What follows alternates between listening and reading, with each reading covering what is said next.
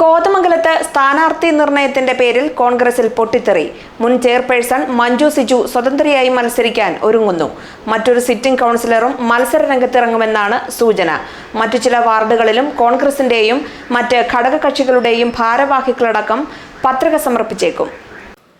കോതമംഗലം മുനിസിപ്പാലിറ്റിയിലെ പല വാർഡുകളിലും സ്ഥാനാർത്ഥി നിർണയവുമായി ബന്ധപ്പെട്ട് അമർഷം പുകയുകയാണ്.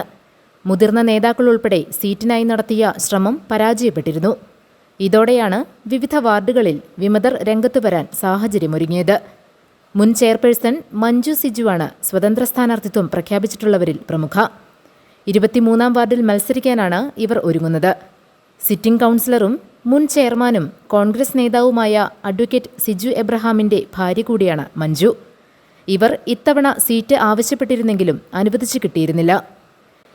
പ്രൊഫസർ ആഷ്ലി ജോസഫിനെയാണ് 23-ാം വാർഡിൽ കോൺഗ്രസ് സ്ഥാനാർത്ഥിയാക്കിയിട്ടുള്ളത്. മറ്റൊരു സിറ്റിംഗ് കൗൺസിലറും വിമത സ്ഥാനാർത്ഥിയാകുമെന്നാണ് സൂചന. ഘടകകക്ഷിക്ക് നൽകിയിട്ടുള്ള വാർഡിലാകും മത്സരം.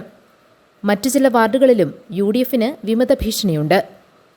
GTV news, Kothamangalam.